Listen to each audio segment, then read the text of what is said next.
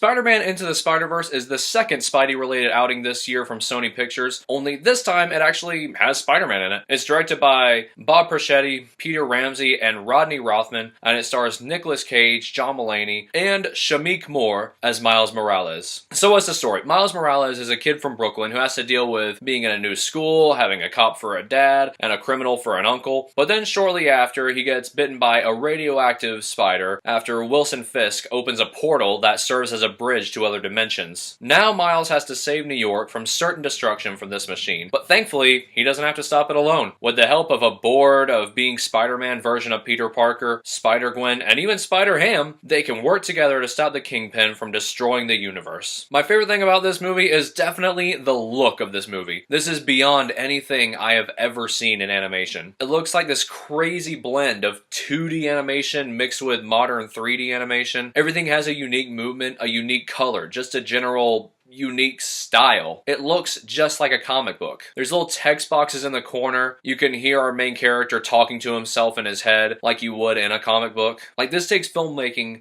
to places in the superhero genre that live action just can't do. And they push those limitations to its advantage. There's just this really satisfying flow to how everything moves. I can't quite put my finger on it, but everything just seems to pop. It can exaggerate so many things, but you buy it because it's animated. For instance, the way they draw Wilson Fisk, he's all body and just like a little bit of head right in the middle. He strangely reminds me of Beetlejuice at the end of the movie. Basically, what I'm trying to say is the look is very fresh and original and captures the fun and the quirkiness of a comic book. Then there's the story in of itself. And if it were just a Miles story, I wouldn't say it would be a bit boring, but it would just be one guy who has to stop a very played out doomsday device.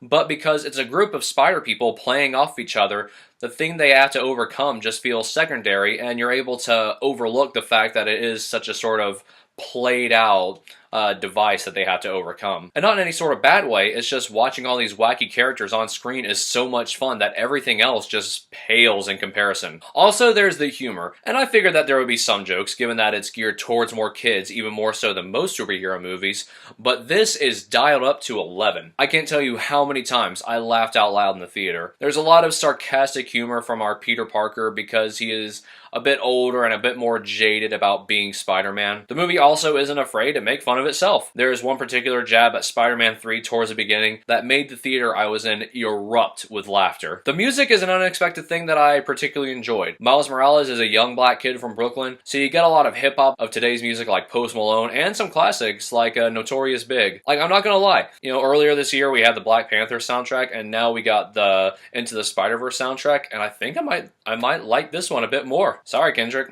There's one song that plays when Miles finally gets a grasp on how to control his powers, and the music fills the room to create this flying through the air, weightless sort of feel. It legit gave me chills. This movie also has a surprising amount of heart that I wasn't ready for. You see this struggle that Miles has with his personal insecurities, and also his desire to please his uncle, and it's really sweet and touching. This movie nails what makes Spider-Man Spider-Man. It's not always what goes on when he's in the mask, but what goes on when he's out of the mask. With that being said, when Miles does have the mask on, the action scenes are entertaining, funny, and packed with adrenaline. While I will say the Doomsday device is a concept that's a bit by the numbers, the villains themselves are far from ordinary.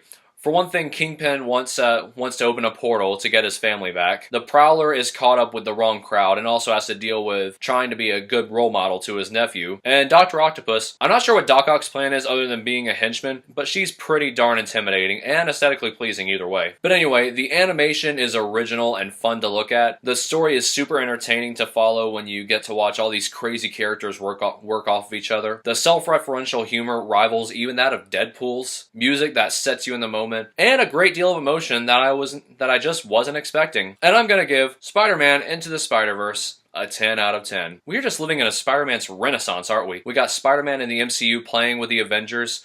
We got an amazing PlayStation game. We got a strange villain-centered movie a couple months ago. And now we finally got Miles Morales that also went full comic with its weirdness. Thank you so much for watching. And if you don't know, I'm also doing a series of reviews of all the movies that came out in the Marvel Cinematic Universe in preparation to Avengers Endgame. So if you're interested, check that out. And I'll see you at the movies next time with Higgs Flicks.